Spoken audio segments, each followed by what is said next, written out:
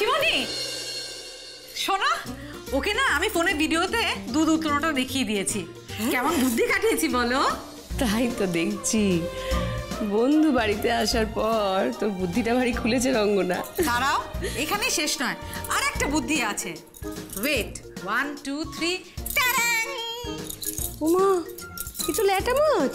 Yes বন্ধু, এদিকে এসো, শিগগির এদিকে এসো। এই মাছটা তোমাকে ধরতে হবে, ঠিক আছে? এটাও আর একটা স্ত্রী আচার, কষে ধরো তো দেখি। এসো, বসো বলছি। চলো। হ্যাঁ রে নয়ন, মাছ কাটতে মাছ ধরতে এত ভয় পাস কেন বল দেখি? কি কাণ্ডটাই না বাঁধালি আজকে। হ্যাঁ হ্যাঁ রে, বিয়ের পরে শ্বশুর বাড়ি গেলে তখন তো মাছ ধরতে বলবে, জ্যান্ত মাছ, তখনও কি এরকম লম্পজম্প বাঁধাবি নাকি?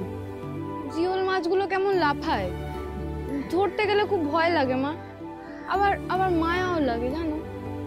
আচ্ছা মা, বিয়ের পরে নতুন বউকে ল্যাটা মাছ কেন ধরতে বলে?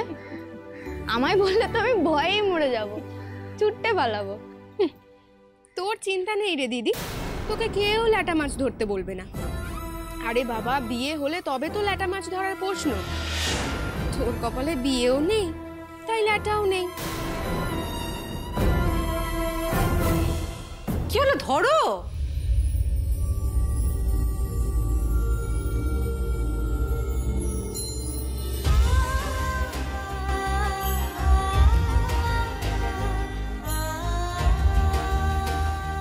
ধরে ফেলেছে কাকিমণি, ধরে ফেলেছে।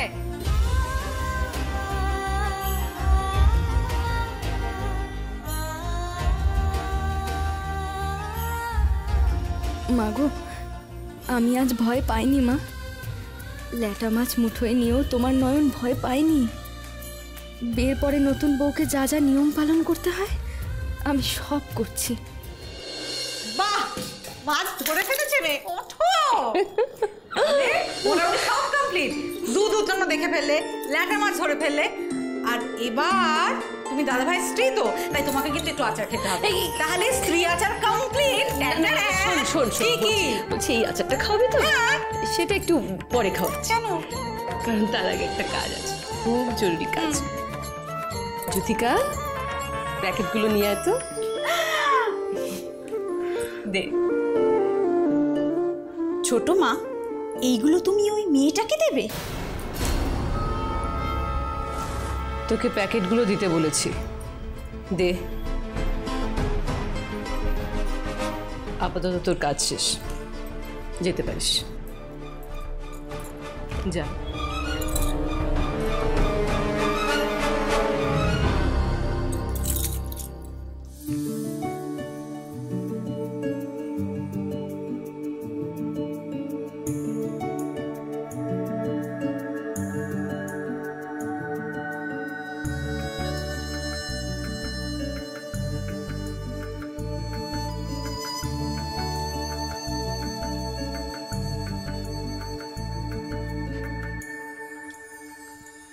এগুলো তোর, ধর। আরে কি হলো, বোকার মতো তাকিয়ে আছে? ধরো, কাকিমণি তোমাকে গিফট দিচ্ছে। কাকিমণি, এটা কিন্তু ঠিক হলো না, আমার মন খারাপ লাগছে।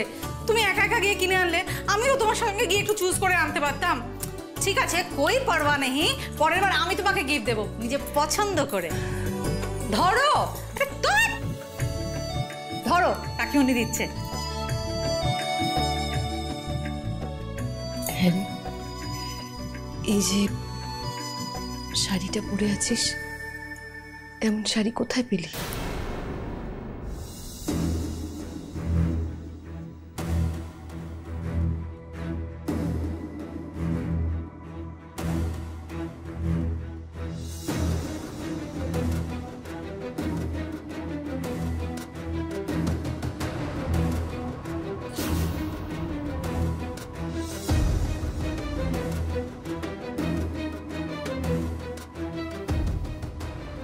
এইভাবেই পেয়েছিলাম এই শাড়িটা, কিন্তু আপনি এই শাড়ির কথা কেন জিজ্ঞাসা করছেন? প্যাকেটটা খুলে দেখ। উফ, এই মেয়েটা মেয়েটা যে কি করে না, তোমার সামনে গিফট রয়েছে, তুমি হাত গুটিয়ে বসে আছো, খোলো খোলো। কি রে, দেখ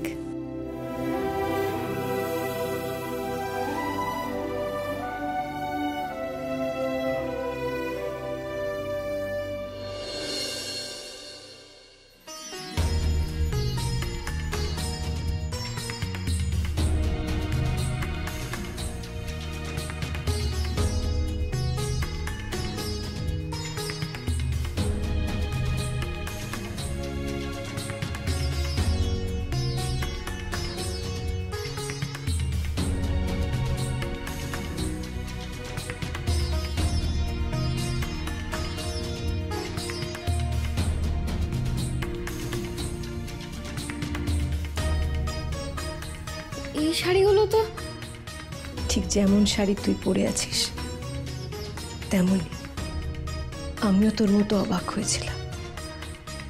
কেন জানিস? এই শাড়িগুলো তোর শাশুড়ি মায়ের।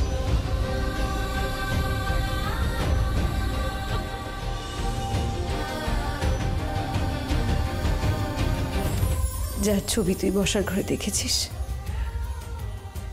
যিনি নাকি তোকে বরণ করে নিয়ে এসেছেন, সেই দিদি ভাইয়ের, দীপুর মায়ের। এই শাড়ি পরেই দিদি পুজো করতেন।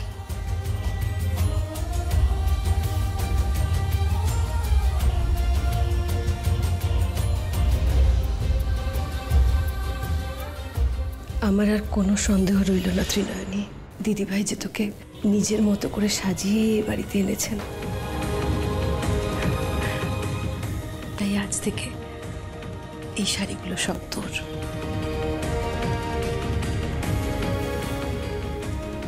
দিদিভাইয়ের মান রাখিস মা, আর আমাদের দীপুকে বাঁচাস। ওর যে বড় বিপদ।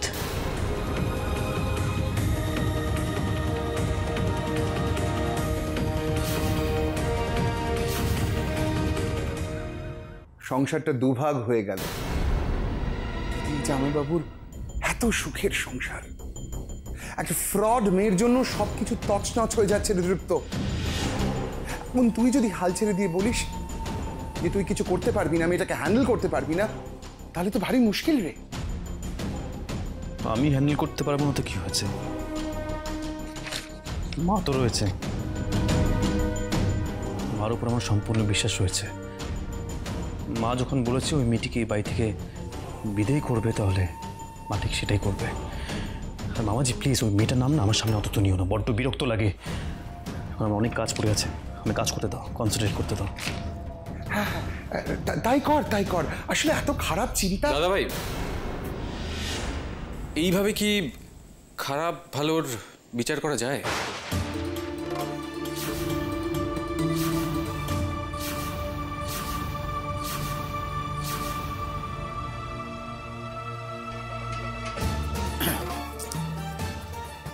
মানে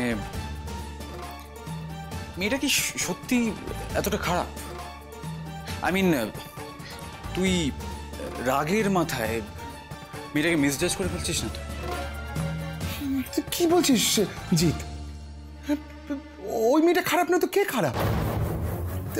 টাকা পয়সা লোভে দৃপ্তকে বিয়ে করেছে। ইনফ্যাক্ট দৃপ্ত বিয়েটা অস্বীকার করা সত্ত্বেও নির্লজ্জের মতো এ বাড়িতে এসে হাজির হয়েছে। আর ও তো জানে এ বাড়িতে সমস্ত অশান্তির কারণ ও। তা সত্ত্বেও মাটি কামড়ে পড়ে রয়েছে নিজের আখেরটা গোছানোর ধান্দায়। She is extremely selfish Jeet, অসম্ভব স্বার্থপর একটা মেয়ে।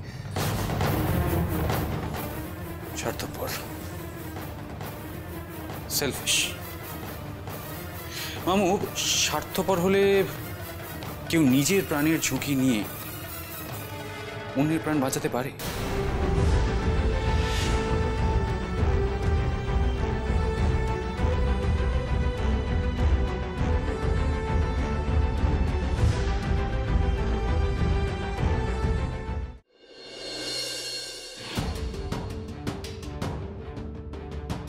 তবে একটা কথা ত্রিনয়নী, শুধু দীপুকে বাঁচালেই চলবে না মা।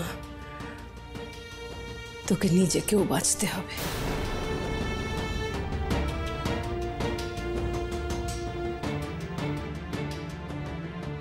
তুই নিজেই যদি না বাঁচিস, দীপুকে বাঁচাবে কি করে বল? তুই যে এখন আমাদের ভরসা, কথাটা মনে রাখিস। সাবধানে থাকিস।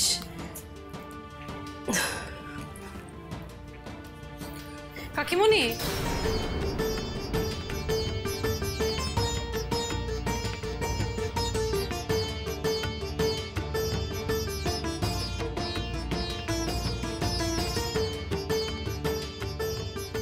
বাঁচানোর কথা কি বললো কাকিমণি? কিছুই তো বুঝলাম না। বন্ধু যদি ফট করে আমায় জিজ্ঞেস করে বসে, লজ্জায় পড়ে যাব তো। তার আগে আমি বরং বন্ধুকে জিজ্ঞেস করি। এই শোনো, তুমি কাকিমণির কথা কি বুঝলে? আচ্ছা, উনি কি দৃপ্তবাবুর কাকিমা? হ্যাঁ। উনি ওটা গেলাস থেকে কি খাচ্ছিলেন আর ওরকম টলছিলেনই বা কেন?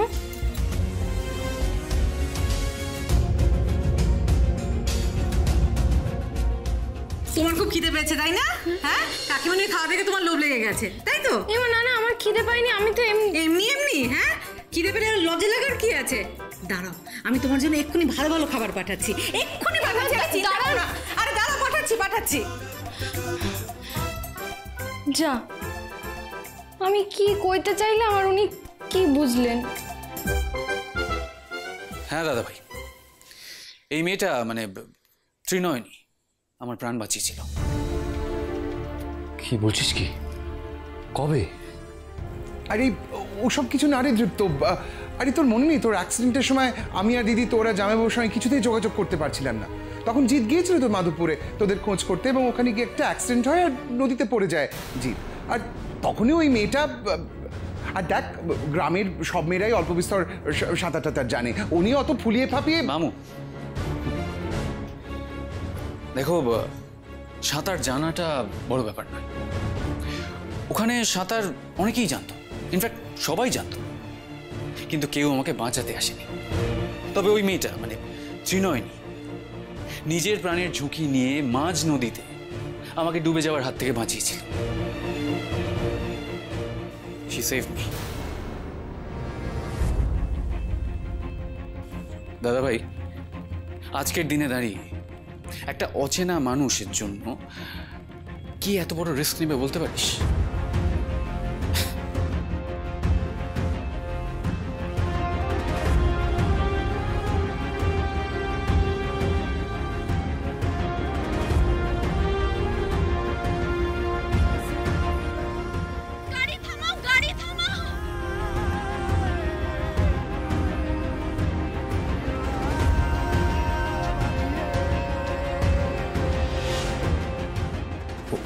ওই মেয়েটি তো আমারও প্রাণ বাঁচিয়েছিল।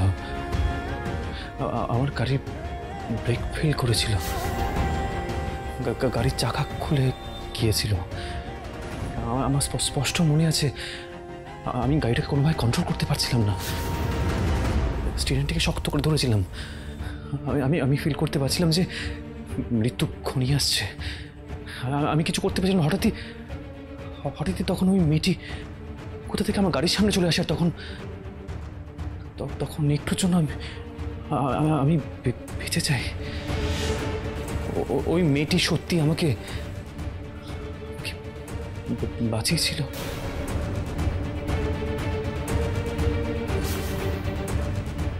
ও গড, আমার গাড়ি অ্যাক্সিডেন্টের ষড়যন্ত্র তাহলে এই মেয়েটাই বানচাল করেছিল। ওর জন্য এখনো আমাকে টেনশনে থাকতে হয়। কোন দিন দীপুর কাছে সবটা ফাঁস হয়ে যাবে আর দীপু আমাকে। এর শাস্তি তো ত্রিনয়নীকে পেতেই হবে, কিন্তু তার আগে নিজেদের ঘরের শত্রু বিভীষণের মুখ বন্ধ করতে হবে, নাহলে আমার আর দিদির সমূহ বিপদ। কি বললি? স্ত্রী আচার হচ্ছে? ওই মেয়েটা স্ত্রী আচার হচ্ছে? হ্যাঁ, তবে আর বলছি কি, সে যে আদিক্ষেতা হচ্ছে না দেখলে বিশ্বাস করা যায় না। ছোট মা তো ওই গেও মেয়েটাকে বড় মা সারিয়েও দিল। আমি বলতে যেতেই আমাকে দূর দূর করে তাড়িয়ে দিল। সারিয়ে দিয়েছে? শুধু তাই না, রঙ্গনা বৌদি তো আবার ওই মেয়েটাকে ল্যাটা মাছ ধরালো, বলল শ্রী আচার সব হবেই। আচ্ছা আপনি বলুন তো, এটা কি ঠিক হচ্ছে? আপনি ওকে চলে যেতে বলার পরও বাড়ির লোক যদি ওকে মাথায় করে নাচে, সেটা তো আপনার অপমান, তাই না? তুই যা এখান থেকে। যেতে বললাম তো, যা। আচ্ছা যাচ্ছি। খুব পার বেড়েছে প্রতিমার, খুব পার বেড়েছে। আর ওর পাল্লায় পড়ে রঙ্গনা উঠছে। দুজনের ডানা এমন ছেটে দেব না যে বুক থুবড়ে পড়বে। তখন বুঝতে পারবে আমার সঙ্গে লাগলে কি হয়। তবে তার আগে মেয়েটাকে তাড়াতে হবে।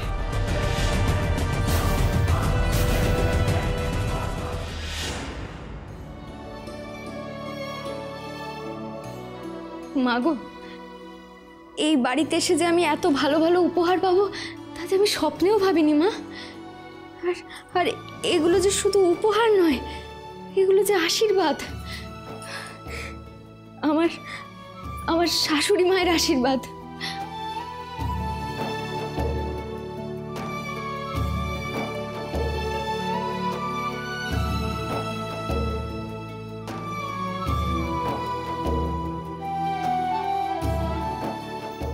তুই তো ভবিষ্যতের ইঙ্গিত পাস, আমার ছেলেকে বাঁচাতে পারবি না মা?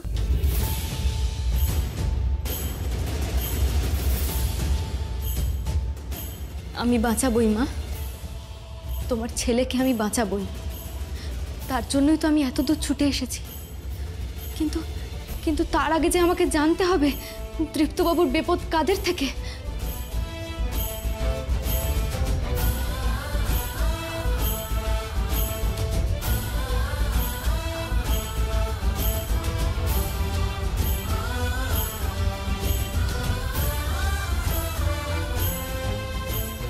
ওরা কারা তুই নিশ্চয়ই জানতে পারবি, ধৈর্য ধর। বাবা তো আমাকে সবটা না করেই চলে গেলেন। কার থেকে আমি জানবো কারা দৃপ্তবাবুর ক্ষতি করতে চায়? তাদের পরিচয় জানতে পারলে তবেই না আমি দৃপ্তবাবুকে বিষ খাওয়া থেকে ঠেকাতে পারবো, তাই না? আমাকে বলো মা, তুমি আমায় পথ দেখাও।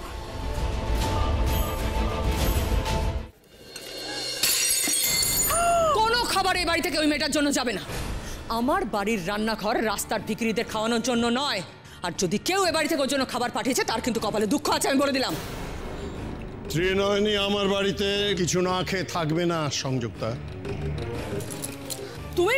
হ্যাঁ, আমার ঠাকুর দাদার আমল থেকে এ বাড়িতে একজন ভিখিরি অভুক্ত থাকেনি। সেখানে আমার ছেলের বউ কিছু না খেয়ে থাকবে, এটা তো হতে পারে না। ছেলের বউ? কে ছেলের বউ? তুমি কি বুঝতে পারছো না দীপু ওকে বউ হিসেবে মানছে না? হ্যাঁ বুঝতে পারছি, দীপু একটা ভুল করছে। ত্রিনয়নীকে স্ত্রী হিসেবে মেনে নিলে ওর মঙ্গল হবে। আরে ছেলেমেয়েরা তো ভুল করতেই পারে, বাবা মার দায়িত্ব হচ্ছে তাদের সেটা শিখিয়ে দেওয়া, বুঝিয়ে দেওয়া, ধন জোগানো নয়।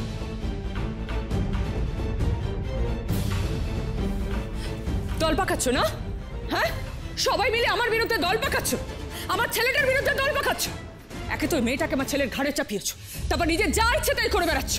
একবার ভেবে দেখেছো ছেলেটা কত দুঃখ পেয়েছে? যে বাবা ছেলের মনে দুঃখ বোঝে না তার এখানে কথা বলার কোনো অধিকার নেই।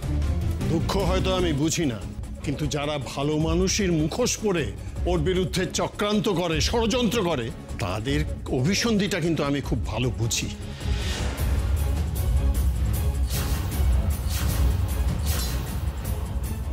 বাবা,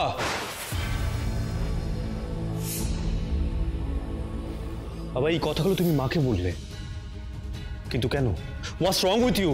না না দীপু, মানে আমি এটাই বাকি ছিল রে দীপু। এতগুলো বছর তোকে আগলে রাখার পর আজ আমাকে শুনতে হলো আমি নাকি ভালো সাজি, তোর বিরুদ্ধে আমি নাকি অভিসন্ধি করি, আমি তোর মা, আমি নাকি তোর ক্ষতি চাই। এগুলো শোনার আগে আমি মরে কেন গেলাম না? এসো তুমি কেন মা আমার কথা শোনো। কেন বাড়াবাড়ি করছো সংযুক্তা? হ্যাঁ কেন? দীপু তো কিছুই জানে না, ওর সামনে এরকম কান্নাকাটি। থাক বাবা, বাবা এক্ষুনি তুমি আমার সামনে ভালো সাজার কথা বলছিলে না, সেটা অন্তত তুমি আমার সামনে সেজন্য বাবা আমি যেটা বোঝার খুব ভালো করেই বুঝে গেছি। So please. না না দীপু শোন, আমার কথা তোমার কথা শুনেছি বলে তো আজ আমার এই অবস্থা হয়েছে। তুমি আমার সাথে যা করার করেইছো, কিন্তু তুমি আজকে আমার মাকে দুঃখ দিতে একবারও দ্বিধাবোধ করলে না। বাবা একটা কথা কিন্তু মনে রাখো, এই জগতে আমার কাছে আমার মায়ের থেকে বড় কিন্তু কেউ নয়। তাই আমার মায়ের চোখে যে জল আনবে তার সাথে সম্পর্ক বিচ্ছিন্ন করতে আমি কিন্তু দুবারও ভাববো না।